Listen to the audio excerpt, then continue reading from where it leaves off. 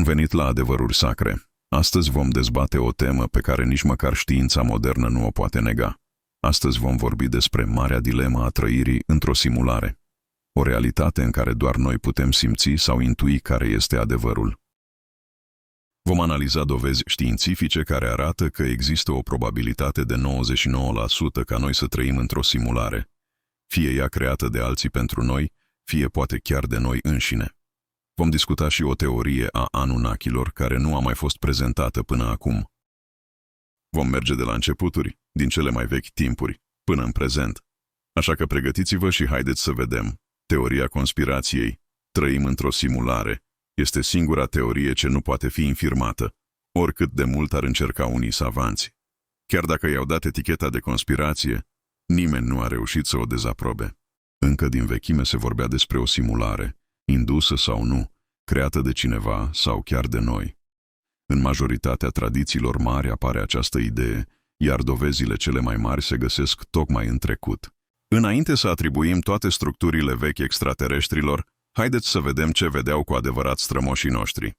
În Cabala se vorbește despre planete ca despre ființe vii, pe care inițiații le puteau percepe și cu care puteau interacționa, făcând atât lucruri bune, cât și rele. Tribul Dogon putea vedea inelele lui Saturn și știa despre steaua Sirius acum mult înaintea noastră. Mesopotamienii vorbeau despre o realitate scrisă de zei pe tăblițe. Egiptul descria lumea ca un vis al lui Atum. Iar gnosticii au dus ideea și mai departe, prezentându-ne chiar structura lor a lumii.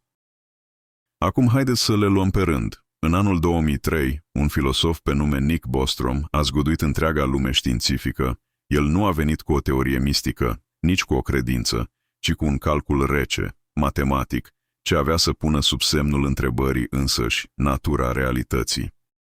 Bostrom a propus o idee simplă, dar devastatoare. Dacă o civilizație ajunge suficient de avansată, ea poate crea simulări ale universului atât de perfecte, încât ființele din interior nu vor ști niciodată că sunt simulate, dar partea cu adevărat tulburătoare abia urma. El a demonstrat că dacă această tehnologie este posibilă, atunci probabilitatea ca noi să trăim într-o lume reală este aproape zero. Matematic există doar 3 posibilități. 1. Civilizațiile se autodistrug înainte să ajungă la tehnologia avansată. 2. Civilizațiile avansate nu sunt interesate să creeze simulări. 3. Sau, noi trăim deja într-o simulare. 10. Iar dintre aceste 3, singura care nu contrazice datele actuale este ultima. Nimeni nu poate demonstra că nu suntem simulați. Nici fizica, nici cosmologia, nici matematica pură. Mai mult, dacă o singură civilizație din univers a ajuns suficient de avansată încât să creeze milioane sau miliarde de simulări, atunci șansele să fim în realitatea de bază devin infime. Statistica nu ne iartă. Suntem aproape cu siguranță într-o simulare. Așa a apărut una dintre cele mai puternice și imposibil de combătut teorii ale secolului 21. O teorie care, paradoxal, nu poate fi respinsă nici măcar de cei care râd de ea. Știința modernă nu poate demonstra că lumea e reală, dar poate demonstra că ar putea fi programată. Și astfel, în 2003, pentru prima dată, omenirea a primit o ipoteză științifică ce atingea exact ceea ce anticii știau de mii de ani. Realitatea ar putea fi doar o iluzie perfect construită. După aproape 2000 de ani de mituri, filozofie și tradiții care vorbeau despre o realitate falsă, ideea simulării a explodat din nou în cultura modernă, iar punctul culminant a fost filmul The Matrix. Puțini știu însă că acest film nu a apărut din imaginația pură a creatorilor săi. Matrix a fost construit după 2 lucrări uriașe, 2 piloni care au schimbat modul în care vedem realitatea, Simulacra and Simulation și Neuromancer. Aceste 2 opere nu sunt simple cărți. Ele sunt temelia intelectuală a întregii idei că lumea în care trăim ar putea fi programată. Simulacra and Simulation. Lumea ca iluzie perfectă. În această lucrare, filozoful Jean Baudrillard spune că modernitatea nu mai trăiește realitatea, ci doar simulacre, copii care au devenit mai reale decât originalul. O lume în care adevărul este înlocuit cu reprezentări, iar oamenii trăiesc într-o hiperrealitate construită pentru ei. Baudrillard spune că atunci când simularea devine perfectă, nu mai poți distinge realul de fals. Nu mai există diferență între ceea ce este și ceea ce pare a fi. Exact asta este Matrix. O lume perfect simulată, în care oamenii nu știu că trăiesc într-o iluzie. Dacă te uiți atent, filmul îl și omagiază. Neo păstrează dischetele ascunse într-un exemplar al acestei cărți. Un mesaj clar. Filmul începe acolo unde teoria lui Baudrillard se termină. Neuromancer. Mintea conectată la un univers artificial. Cealaltă lucrare majoră este romanul Neuromancer, scris de William Gibson. Aici apare pentru prima dată conceptul de Matrix ca spațiu digital în care conștiința umană poate intra, trăi și lupta. În această lume, regulile pot fi încălcate. Identitatea poate fi schimbată. Realitatea digitală poate deveni la fel de intensă ca cea fizică. Gibson a introdus ideea unui univers virtual în care oamenii se conectează și sunt controlați de inteligențe artificiale. Exact structura filmului Matrix, un spațiu digital perfect, controlat de un sistem superior. Dacă lucrarea lui Baudrillard explică de ce lumea e falsă, Neuromancer arată cum ar putea funcționa această falsitate. Iar când pui aceste două lucrări alături, ai baza completă pentru teoria simulării moderne. O realitate construită, o lume percepută, o conștiință prinsă într-un sistem pe care îl crede real. Filmul Matrix nu a inventat ideea, doar a făcut-o vizibilă. Iar ceea ce este cu adevărat incredibil este că aceste două lucrări, una filozofică și una science fiction, se potrivesc perfect cu ceea ce spune știința astăzi și cu ceea ce spuneau anticii acum mii de ani. Când filozofia, literatura, tradițiile vechi și fizica modernă se aliniază, înseamnă că nu mai vorbim despre o simplă ficțiune, vorbim despre o posibilă realitate. Dovezi științifice moderne, atunci când universul începe să arate ca un program, după teoria lui Bostrom și după lucrările care au inspirat Matrix, lumea științifică a început să privească realitatea cu suspiciune. Fizicieni, matematicieni, programatori și chiar lideri ai tehnologiei au ajuns, separat unii de alții, la aceeași concluzie tulburătoare. Universul se comportă exact ca o simulare extrem de avansată. Fizicienii care susțin simularea, John Archibald Wheeler, It from Bit. Wheeler, mentorul lui Richard Feynman, unul dintre cei mai respectați fizicieni ai lumii, a spus că universul nu este făcut din materie, ci din informație. Totul pornește din 1 și 0, exact ca într-un computer. Materia ca rezultat al unui cod. James Gates Jr. Coduri de calculator în structura universului. Cercetând ecuațiile supersimetriei, Gates a descoperit structuri matematice identice cu codul de corectare al erorilor folosit în calculatoare. El a spus clar, acest tip de cod nu apare în natură. Ori universul este scris într-un limbaj matematic, ori este programat. Universul are protecție de erori, ca orice software. Max Tegmark, universul ca informație pură. Tegmark, fizician de la MIT, susține că realitatea este o structură matematică. Nu conține matematică, este matematică. Dacă realitatea este un limbaj, cineva l-a scris. Seth Lloyd, universul ca un computer cuantic. Lloyd a calculat că întregul univers poate fi descris ca un gigantic computer cuantic care rulează informație pas cu pas, clipă de clipă. Exact ca un motor grafic cosmic. Fenomenul cuantic care contrazice realitatea, dar susține simularea. Experimentul celor două fante, particula se comportă ca undă sau particulă în funcție de observator.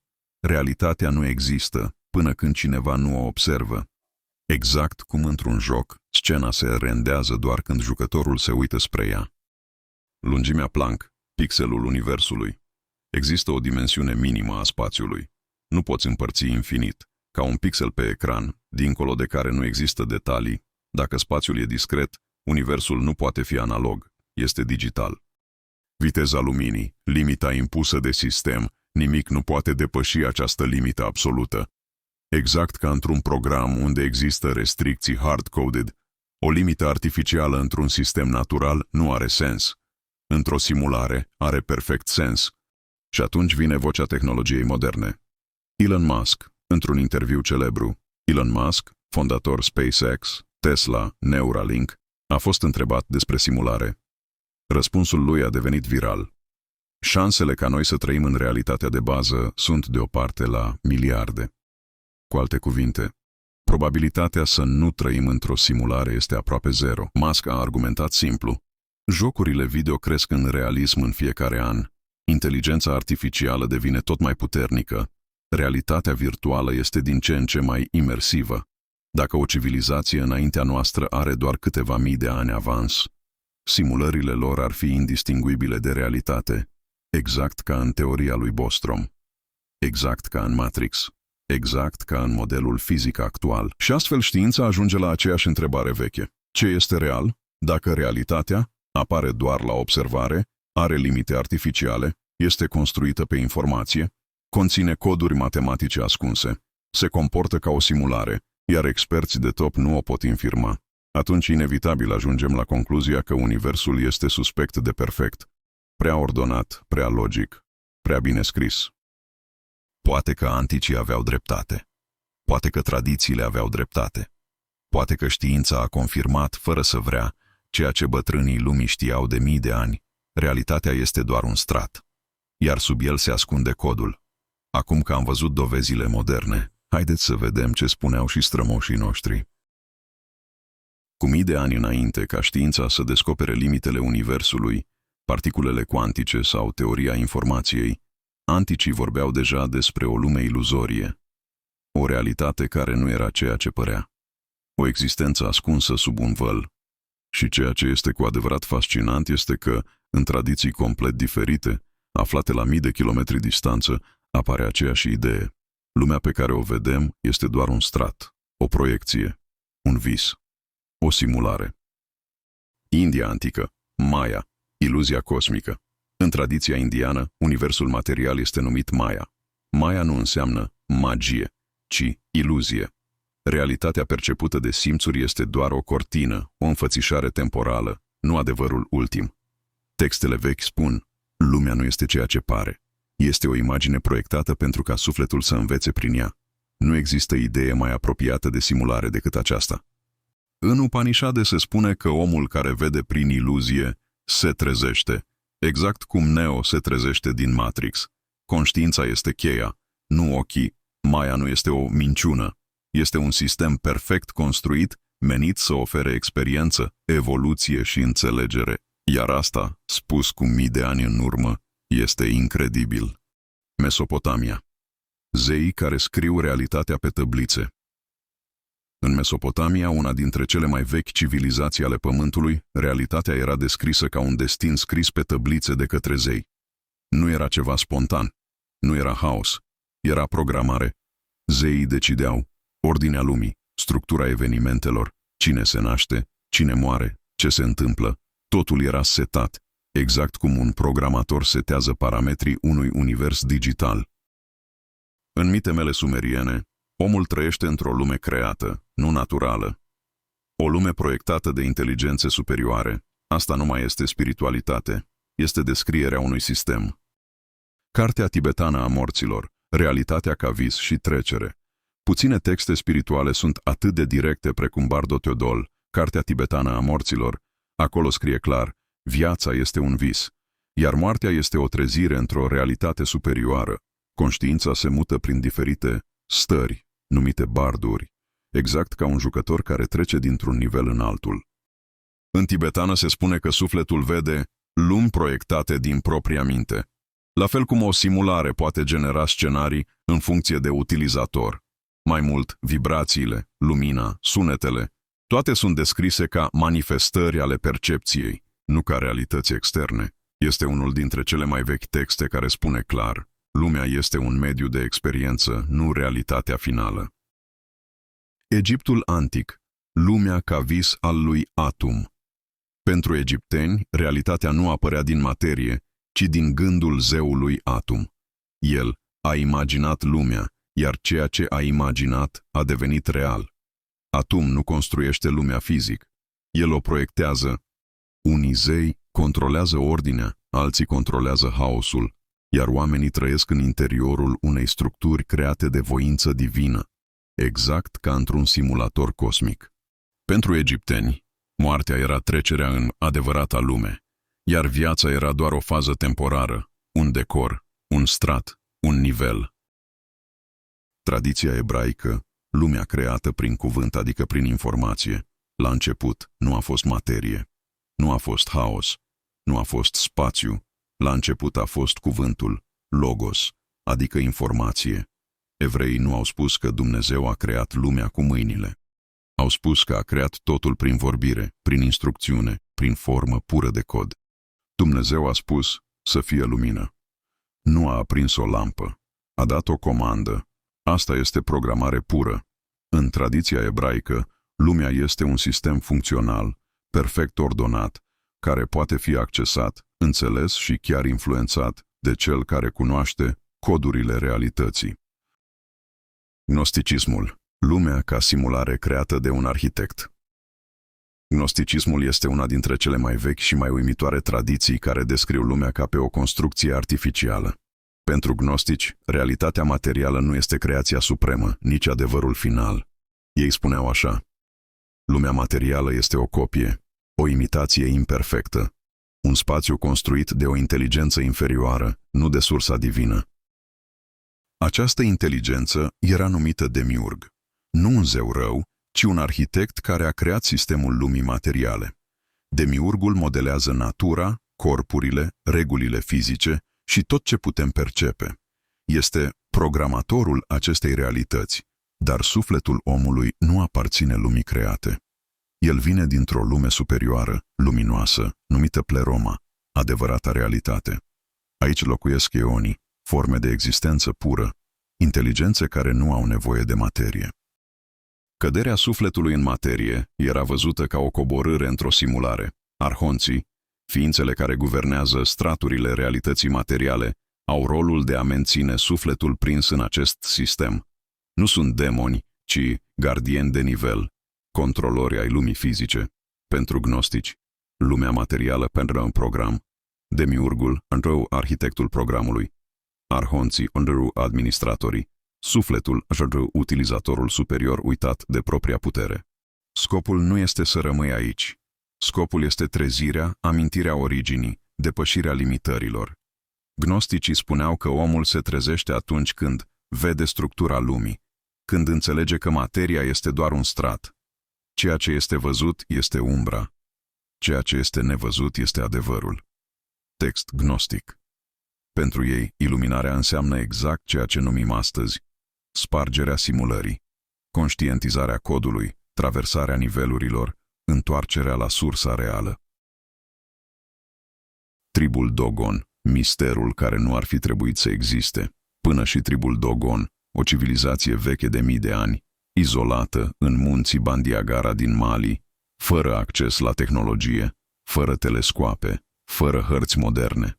Părea să știe lucruri despre univers pe care omenirea modernă le-a descoperit abia în ultimele 2 secole. Antropologii francezi Marcel Griol și Germain Dieterlen, care au trăit ani întregi printre dogoni în anii 1930-1950, au rămas uimiți de ceea ce au aflat. Dogonii știau despre steaua Sirius A, cea mai luminoasă stea de pe cerul nopții. Dar ceea ce este cu adevărat imposibil este altceva. Dogonii știau despre Sirius B, o stea pitică albă, invizibilă cu ochiul liber, atât de densă și slabă încât a fost fotografiată pentru prima dată abia în 1970. Cu tehnologie modernă, ei o numeau Potolo. Steaua minusculă, cea mai grea dintre toate. Exact descrierea unei pitice albe. Cum putea un trib antic să știe asta? Dogonii spuneau că Sirius B orbitează în 50 de ani și aici vine șocul. Perioada reală de orbită a lui Sirius B în jurul lui Sirius A este 50,1 ani, o valoare confirmată de astronomi abia în secolul 20, fără telescoape, fără calculatoare, fără fizică modernă, ei știau. Dogonii descriau și inelele lui Saturn. Dogonii afirmau că Saturn are un cerc în jurul lui, ceva ce nu se poate vedea cu ochiul liber și care a fost observat prima dată în 1610 de Galileo Galilei cu un telescop. Pentru dogoni, această informație era veche de generații. Știau și despre planetele sistemului solar. Dogonii descriau Jupiter ca având 4 sateliți majori, Pământul ca rotație dublă, în jurul Soarelui și în jurul propriei axe. Structura spiralată a căii lactee, această cunoaștere nu există la triburi izolate, nu există în tradiții orale obișnuite, nu are de unde să vină dacă nu există ceva din afară. Și totuși, dogonii nu au pretins că au învățat aceste lucruri. Ei spuneau că ființe din cer le-au arătat cum arată universul. Nu interpretau, nu speculau, nu inventau. Spuneau doar ceea ce au fost învățați. O ultimă parte, poate cea mai interesantă dintre toate, este enigma Anunnakilor, o poveste pe care mulți o repetă, dar puțini o înțeleg cu adevărat. Se spune că Anunnaki au venit pe pământ pentru aur și că au creat omul ca să lucreze pentru ei. Am citit toate cronicile lui Sitchin, am studiat epopeile și tăblițele sumeriene și pot spune un lucru simplu. Nimic nu este exact ceea ce pare să fie. Vă voi oferi o explicație diferită, iar voi veți decide singuri dacă este bună sau nu.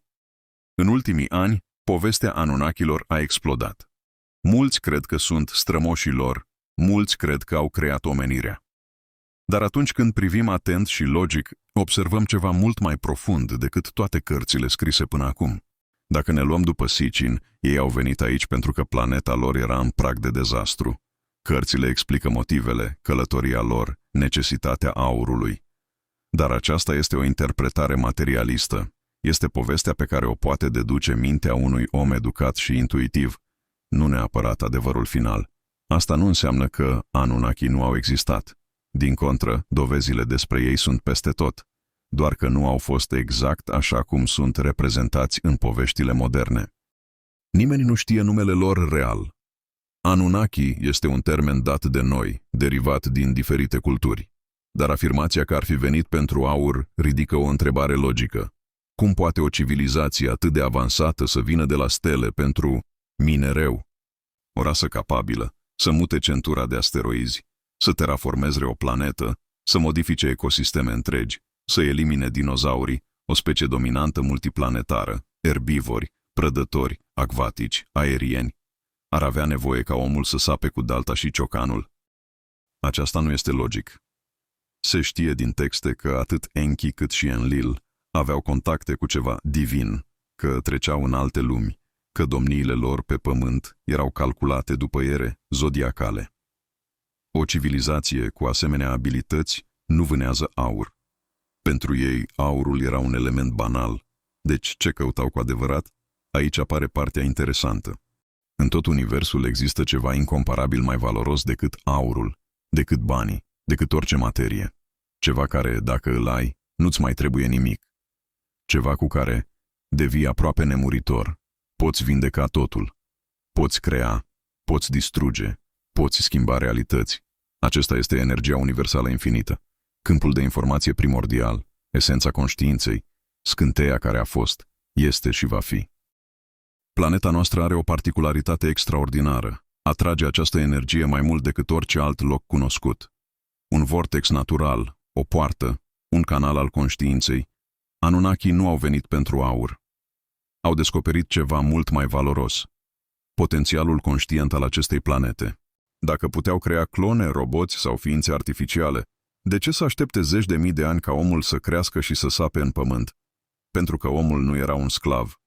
Era un receptacul, un instrument, un mod de a interacționa cu energia primordială a pământului. În toate miturile, Dumnezeu învață omul totul, mai puțin un singur lucru: cine este el cu adevărat, cât valorează sufletul lui, de ce?